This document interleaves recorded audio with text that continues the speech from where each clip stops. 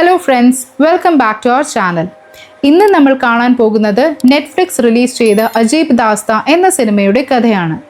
ഇതിൽ മൊത്തം 4 കഥകളുണ്ട്. അതിൽ മൂന്നാമത്തെ കഥയായ ഗീലി പൂച്ചിയാണ് ഇന്ന് നമ്മൾ കാണാൻ പോകുന്നത്.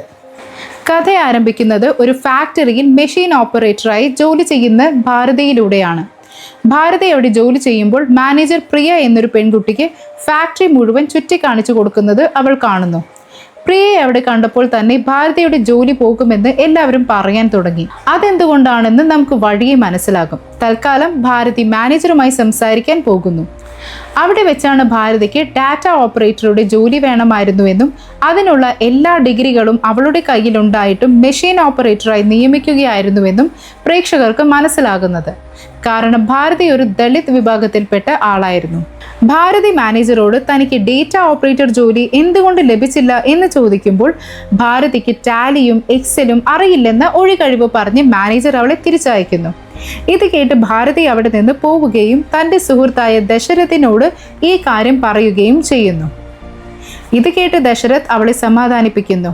അവൾ ഭാരതി മണ്ഡൽ, അതായത് ഒരു ദളിത ആയതുകൊണ്ടാണ് ആ ജോലി ഒരിക്കലും ലഭിക്കാത്തതെന്ന് പറയുന്നു. ഇത് കേട്ട് ഭാരതിക്ക് ദേഷ്യം വരുന്നു. അവൾ മറ്റൊരിടത്ത് പോയിരുന്ന് ഭക്ഷണം കഴിക്കുമ്പോൾ പ്രിയ അവിടേക്ക് വന്ന് അവളുടെ അടുത്തിരിക്കുന്നു. താൻ പ്രിയ ശർമ്മയാണെന്ന് പ്രിയ പരിചയപ്പെടുത്തുന്നു. ഇത് കേൾക്കുമ്പോൾ തന്നെ പ്രിയ ദളിത് വിഭാഗത്തിൽപ്പെട്ടവളല്ലെന്നും അതുകൊണ്ടാണ് അവൾക്ക് ഡേറ്റ ഓപ്പറേറ്ററുടെ ജോലി ലഭിച്ചതെന്നും ഭാരതിക്ക് മനസ്സിലാകുന്നു. പ്രിയ ഭാരതിയുമായി സംസാരിക്കാൻ ശ്രമിക്കുന്നുണ്ടെങ്കിലും തൻ്റെ ജോലി തട്ടിയെടുത്ത പ്രിയയോട് ഭാരതിക്ക് ദേഷ്യമായിരുന്നു. പ്രിയ ഭാരതിയുമായി സംസാരിക്കുന്നത് കണ്ട് ഒരു പയ്യൻ വന്ന് ഭാരതിയെ അപമാനിക്കുന്നു. കാരണം അവളുടെ നടപ്പും ഭാവവും ആൺകുട്ടികളെ പോലെയായിരുന്നു. ഇത് കേട്ട് ദേഷ്യം വന്ന് ഭാരതി അവനുമായി വഴക്കിടുന്നു. അതിൽ ഭാരതിയുടെ മൂക്കിൽ നിന്ന് രക്തം വരുന്നു. പ്രിയ അവളെ പരിചരിക്കുകയും തൻ്റെ സുഹൃത്തായ കവിതയുടെ കഥ ഭാരതിയോട് പറയുകയും ചെയ്യുന്നു. താൻ കവിതയെ ഒരുപാട് ഉപദ്രവിച്ചിരുന്നുവെന്നും എന്നാൽ കവിത ഒരിക്കലും തനിക്കെതിരെ പരാതിപ്പെട്ടിരുന്നില്ലെന്നും പ്രിയ പറയുന്നു. ഭാരതിയും അതുപോലെയാണെന്ന് അവൾ സൂചിപ്പിക്കുന്നു. പ്രിയ ഭാരതിയുടെ മുഴുവൻ പേര് ചോദിക്കുമ്പോൾ താൻ ഭാരതി ബാനർജി ആണെന്ന് അവൾ കള്ളം പറയുന്നു. ഭാരതിയുടെ കണ്ണുകൾ വളരെ സുന്ദരമാണെന്ന് പ്രിയ പറയുമ്പോൾ ഭാരതിക്ക് അഭിമാനം തോന്നുകയും അവൾ ജോലിക്ക് പോവുകയും ചെയ്യുന്നു. കഥ മുന്നോട്ട് പോകുമ്പോൾ ഭാരതി ഒരു ബംഗാളി പെൺകുട്ടിയാണെന്നും അവൾ സ്നേഹിച്ചിരുന്ന പെൺകുട്ടി അവളെ ചുടേൽ, അതായത് യക്ഷി എന്ന് സ്നേഹത്തോടെ വിളിച്ചിരുന്നുവെന്നും പ്രേക്ഷകർക്ക് മനസ്സിലാകുന്നു. എന്നാൽ ആ പെൺകുട്ടി ഭാരതിയെ ഉപേക്ഷിച്ച് ഡൽഹിയിലേക്ക് പോയി. അതുകൊണ്ട് ഭാരതി അവളുടെ വീഡിയോകൾ കണ്ട് കരയാറുണ്ടായിരുന്നു. മറുവശത്ത് പ്രിയയുടെ ഭർത്താവ് അവളുമായി അടുക്കാൻ ശ്രമിക്കുമ്പോൾ പ്രിയ അയാളെ തന്നിൽ നിന്ന് അകറ്റി നിർത്തുന്നു. എന്നാൽ പിന്നീട് ഇഷ്ടമില്ലാതെയാണെങ്കിലും പ്രിയയ്ക്ക് അയാൾക്ക് വഴങ്ങേണ്ടി വരുന്നു. അടുത്ത ദിവസം ഭാരതി ജോലി കഴിഞ്ഞ് വീട്ടിലേക്ക് പോകുമ്പോൾ പ്രിയ അവളെ തൻ്റെ കൂടെ ദഹിവട കഴിക്കാൻ കൊണ്ടുപോകുന്നു. അവിടെ അവർ നന്നായി സംസാരിക്കുന്നു. പിന്നീട് പാർക്കിൽ നടക്കാൻ പോകുന്നു. അവിടെ വെച്ച് പ്രിയ ഭാരതിയോട് പറയുന്നു, കോളേജിൽ പഠിക്കുമ്പോൾ ഒരു ദിവസം താനും കവിതയും സ്കൂട്ടിയിൽ കറങ്ങാൻ പോയി. കവിത ഉറങ്ങുകയായിരുന്നു. അവളെ ഉണർത്തുന്നതിന് പകരം പ്രിയ 1.5 മണിക്കൂറോളം സ്കൂട്ടി ഓടിച്ചു. പെട്രോൾ തീർന്നപ്പോൾ അവർ 4 കിലോമീറ്ററോളം സ്കൂട്ടി ഉന്തിക്കൊണ്ടുപോയി. അതിന് കവിത അവളെ ചീത്ത പറഞ്ഞു. പ്രിയ കവിതയെ ചുടയൽ എന്ന് വിളിച്ചപ്പോൾ ഭാരതി ഞെട്ടിപ്പോകുന്നു. അവൾ പ്രിയയോട് കവിതയെ അങ്ങനെയാണോ വിളിച്ചിരുന്നതെന്ന് ചോദിക്കുന്നു. തൻ്റെ വിവാഹം കഴിഞ്ഞതിന് ശേഷം കവിത തന്നോട് സംസാരിക്കുന്നത് നിർത്തിയത് കൊണ്ടാണ് അവളെ അങ്ങനെ വിളിച്ചിരുന്നതെന്ന് പ്രിയ പറയുന്നു. ഇത് കേട്ട് ഭാരതി ചോദിക്കുന്നു, നീ അവളുമായി ബന്ധപ്പെടാൻ ശ്രമിച്ചില്ലേ? അതിന് പ്രിയ മറുപടി പറയുന്നു, താൻ കവിതയെ കാണാൻ അവളുടെ ഓഫീസിൽ പോയിരുന്നു. എന്നാൽ എന്തോ കാരണം പറഞ്ഞ് കവിത തന്നോട് ദേഷ്യപ്പെടുകയാണ് ചെയ്തതെന്ന്. പ്രിയയുടെ സംസാരം കേട്ട് ഭാരതി ചിരിക്കുന്നു. ഇന്റർവ്യൂവിൽ എന്ത് പറഞ്ഞതുകൊണ്ടാണ് ജോലി കിട്ടിയതെന്ന് ഭാരതി പ്രിയയോട് ചോദിക്കുന്നു. താൻ മാനേജറുടെ കൈ നോക്കി 2 നല്ല കാര്യങ്ങൾ പറഞ്ഞു കൊടുത്തുവെന്നും അതോടെ ജോലി കിട്ടിയെന്നും പ്രിയ പറയുന്നു. ഇത് കേട്ട് ഭാരതിയുടെ കണ്ണുകൾ നിറയുന്നു. കാരണം അവൾ ആ ജോലിക്ക് വേണ്ടി എത്രത്തോളം ശ്രമിച്ചിരുന്നു. അവളുടെ കയ്യിൽ എല്ലാ ഡിഗ്രികളും ഉണ്ടായിട്ടും അവൾ ദളിത് വിഭാഗത്തിൽപ്പെട്ടവളായതുകൊണ്ട് മാത്രം ആ ജോലി അവൾക്ക് നിഷേധിക്കപ്പെട്ടു. എന്നാൽ പ്രിയ കൈ നോക്കി ആ ജോലി നേടിയെടുത്തു. അതുകൊണ്ട് ഭാരതിക്ക് വല്ലാത്ത വിഷമം തോന്നി. ഭാരതി കരയുന്നത് കണ്ട് പ്രിയ കാര്യം അന്വേഷിക്കുമ്പോൾ അമ്മയെ ഓർമ്മ വന്നതാണെന്ന് ഭാരതി കള്ളം പറയുന്നു.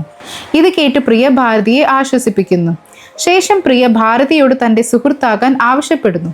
ഭാരതി അത് സമ്മതിക്കുന്നു. അതിനുശേഷം പ്രിയയും ഭാരതിയും ഒരുമിച്ച് ഭക്ഷണം കഴിക്കാനും പുറത്തു പോകാനും സംസാരിക്കാനും തുടങ്ങി. ഭാരതി മാനേജറെ കാണുമ്പോഴെല്ലാം അവൾക്ക് ദേഷ്യം വരുമായിരുന്നു.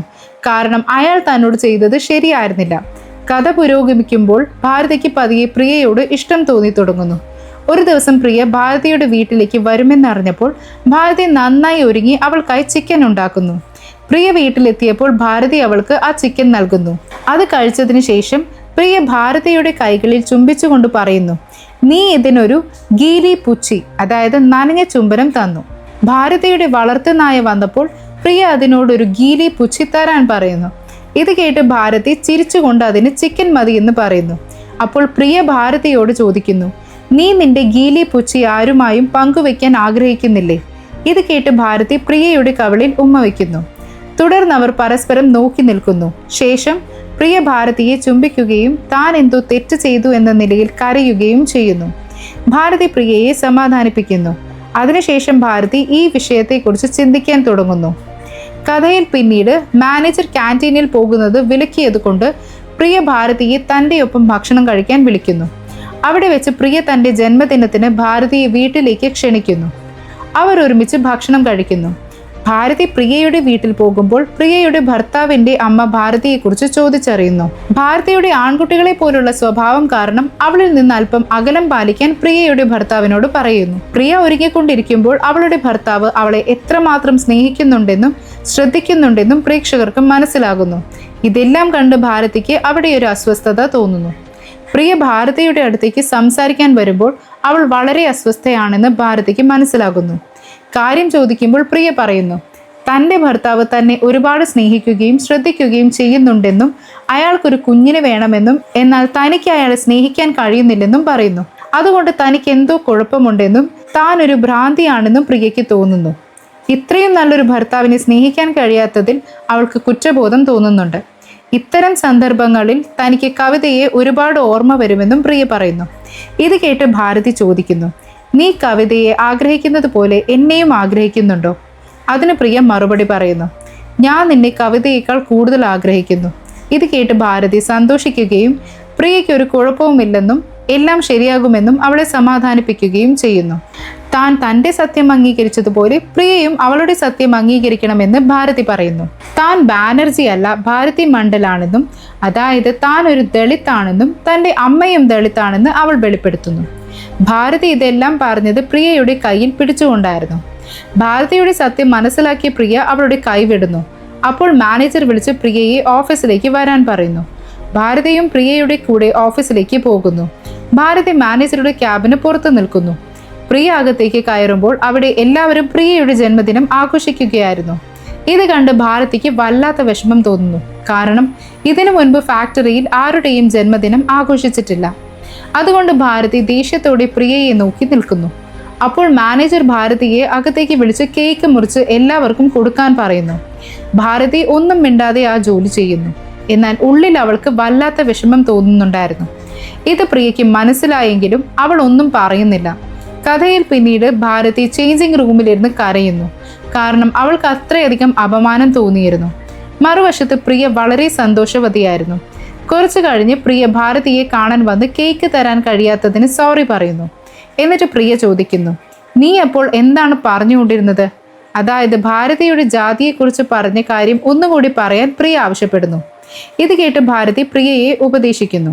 എൻ്റെ ഒരു സുഹൃത്ത് അമ്മയായതിനു ശേഷം അവളുടെ ജീവിതത്തിൽ വളരെ സന്തോഷവതിയാണ്. കാരണം അമ്മയാകുന്നതിലൂടെ അവൾക്കൊരു ഐഡന്റിറ്റി ലഭിച്ചു. അതുകൊണ്ട് പ്രിയയും ഒരു അമ്മയാകണം, എങ്കിൽ മാത്രമേ ഭർത്താവുമായി അടുക്കാൻ സാധിക്കൂ. എന്നാൽ പ്രിയ അതിന് വിസമ്മതിക്കുന്നു. അപ്പോൾ ഭാരതി തൻ്റെ കഥ പറയുന്നു. താൻ ഗർഭിണിയായിരുന്നപ്പോൾ തൻ്റെ കുഞ്ഞ് അബോർഷനായി പോയെന്നും 3 മാസങ്ങൾക്ക് ശേഷം ഭർത്താവ് തന്നെ ഉപേക്ഷിച്ചു പോയെന്നും. എന്നാൽ പ്രിയ അമ്മയാകാൻ തയ്യാറാണ്. ഈ തീരുമാനം പ്രിയയുടേതാണെന്ന് പറഞ്ഞ് ഭാരതി പോകാൻ തുടങ്ങുമ്പോൾ പ്രിയ അവളെ ഉപദേശിച്ചതിന് നന്ദി പറയുന്നു. ഭാരതി അവിടെ നിന്ന് പോവുകയും രാത്രിയിൽ പ്രിയയുടെയും അവളുടെയും ചിത്രങ്ങൾ ഡിലീറ്റ് ചെയ്യുകയും ചെയ്യുന്നു. പിന്നീട് പ്രിയയും ഭാരതിയും ഒരുമിച്ച് കറങ്ങുമ്പോൾ പ്രിയ പറയുന്നു, കുഞ്ഞിന്റെ കാര്യം കേട്ട് ഭർത്താവ് വളരെ സന്തോഷവാനാണെന്നും എന്നാൽ പ്രശ്നം തനിക്ക് ഇതിനെക്കുറിച്ചൊന്നും അറിയില്ലെന്നതാണെന്നും. അപ്പോൾ ഭാരതി പ്രിയയെ സമാധാനിപ്പിക്കുന്നു. തനിക്ക് ഇതിനെക്കുറിച്ച് എല്ലാം അറിയാമെന്ന് പറയുന്നു. ഇത് കേൾക്കുമ്പോൾ പ്രിയയ്ക്ക് കാര്യം മനസ്സിലാകുന്നു. പ്രിയയുടെ വീട്ടിൽ ഭർത്താവുമായി ബന്ധപ്പെടാൻ സൗകര്യമില്ലാത്തത് കൊണ്ട് അവൾ ഭാരതിയുടെ സഹായം തേടുന്നു. ഭാരതിയുടെ വീട്ടിൽ വെച്ച് ബന്ധപ്പെടാൻ ഭാരതി അവളോട് പറയുന്നു. കഥയിൽ പിന്നീട് ഒരു വശത്ത് ഭാരതി ഓഫീസിൽ പ്രിയയുടെ ജോലി ചെയ്യുന്നു. മറുവശത്ത് പ്രിയയും ഭർത്താവും ഭാരതിയുടെ വീട്ടിൽ വെച്ച് ബന്ധപ്പെടുന്നു. ഇത് തുടർന്നു പോകുന്നു. പ്രിയ ഗർഭിണിയായപ്പോൾ അവൾ മാനേജറോട് 3 മാസത്തെ അവധി ചോദിക്കുന്നു. ആ സമയം ഭാരതി അവളുടെ ജോലി ചെയ്യുമെന്നും കാരണം ഭാരതിക്ക് എല്ലാം അറിയാമെന്നും പറയുന്നു. മാനേജർ അത് സമ്മതിക്കുകയും ഭാരതിയെ പ്രിയയുടെ സ്ഥാനത്ത് ജോലിക്ക് നിയമിക്കുകയും ചെയ്യുന്നു.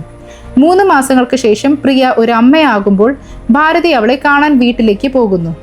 അവിടെ വെച്ച് പ്രിയ ഭാരതിയോട് പറയുന്നു, താൻ വലിയൊരു തെറ്റ് ചെയ്തുവെന്ന് തോന്നുന്നുവെന്നും ഈ കുഞ്ഞ് തനിക്കൊരു ഭാരമായി തോന്നുന്നുവെന്നും ഭർത്താവിന്റെ സ്നേഹം പോലും തന്നെ അലോസരപ്പെടുത്തുന്നുവെന്നും.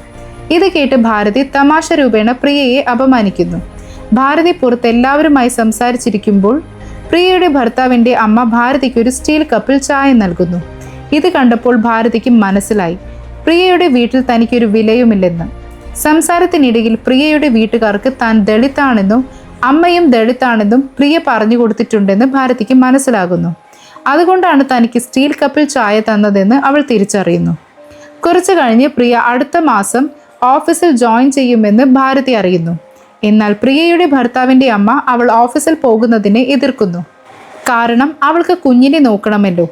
അതുകൊണ്ട് പ്രിയയെ ഓഫീസിൽ പോകുന്നതിൽ നിന്ന് പിന്തിരിപ്പിക്കാൻ അവർ ഭാരതിയോട് ആവശ്യപ്പെടുന്നു. ഇത് കേട്ട് ഭാരതി പ്രിയയോട് ഓഫീസിൽ പോകരുതെന്ന് പറയുന്നു. കാരണം അവൾ കുഞ്ഞിനെ നോക്കണമെന്നും അവളുടെ ആരോഗ്യവും ശരിയല്ലെന്നും ആരോഗ്യം ശരിയായതിനു ശേഷം ജോയിൻ ചെയ്താൽ മതിയെന്നും പറയുന്നുണ്ട്. ഇത് കേട്ട് പ്രിയയ്ക്ക് ഭാരതിയോട് കടുത്ത ദേഷ്യം വരുന്നു. അടുത്ത ദിവസം ഭാരതി ഓഫീസിൽ പോകുമ്പോൾ മാനേജർ അവളുടെ ജോലിയിൽ സംതൃപ്തനാകുന്നു. പ്രിയ ജോലി ഉപേക്ഷിച്ചുവെന്ന് മാനേജർ ഭാരതിയോട് പറയുന്നു. കുഞ്ഞിനെ നോക്കേണ്ടതുകൊണ്ടും ഫാക്ടറിയിലെ സാഹചര്യങ്ങൾ അത് യോജിച്ചതല്ലാത്തത് കൊണ്ടുമാണ് പ്രിയ ജോലി വിട്ടതെന്നും അതുകൊണ്ട് ആ ജോലി ഭാരതിക്ക് നൽകുകയാണെന്നും മാനേജർ പറയുന്നു. അങ്ങനെ അവസാനം ഭാരതിക്ക് ആ ജോലി ലഭിക്കുന്നു. ഇതോടെ ഈ കഥ അവസാനിക്കുന്നു. അവസാനം എന്താണ് സംഭവിച്ചതെന്ന് മനസ്സിലാക്കാത്തവർക്കായി ഞാൻ വിശദീകരിക്കാം. ഫാക്ടറിയിൽ പ്രിയയുടെ ജന്മദിനം ആഘോഷിച്ചപ്പോൾ തനിക്ക് ആ ജോലി ഒരിക്കലും ലഭിക്കില്ലെന്ന് ഭാരതിക്ക് മനസ്സിലായിരുന്നു. താൻ ദളിതായതുകൊണ്ട് എല്ലാവരും തന്നെ അപമാനിക്കുകയുള്ളൂ. അതുകൊണ്ട് പ്രിയയുടെ ജോലി തട്ടിയെടുക്കാൻ ഭാരതി തീരുമാനിച്ചു. അതിനാലാണ് അവൾ പ്രിയയോട് അമ്മയാകാൻ പറയുന്നത്. പ്രിയ അമ്മയായാൽ ഓഫീസിൽ വരില്ലെന്ന് ഭാരതി കരുതി. എന്നാൽ ഭാരതി പ്രിയയുടെ വീട്ടിൽ പോയപ്പോൾ പ്രിയ അടുത്ത മാസം ഓഫീസിൽ വരുമെന്ന് കേട്ട് അവൾക്ക് ടെൻഷനായി. എന്നാൽ പ്രിയയുടെ ഭർത്താവിന്റെ അമ്മ അവൾ ഓഫീസിൽ പോകുന്നത് ഇഷ്ടപ്പെടുന്നില്ലെന്ന് കണ്ടപ്പോൾ ഭാരതി ആ അവസരം മുതലെടുത്തു. ഫാക്ടറിയിൽ അഴുക്കും ദുർഗന്ധവുമാണെന്നും അത് പ്രിയയ്ക്കും കുഞ്ഞിനും നല്ലതല്ലെന്നും അവൾ എല്ലാവരെയും പറഞ്ഞു മനസ്സിലാക്കി. ഇത് കേട്ട് പ്രിയയുടെ കുടുംബം അവളെ ഓഫീസിൽ വിടേണ്ടെന്ന് തീരുമാനിച്ചു.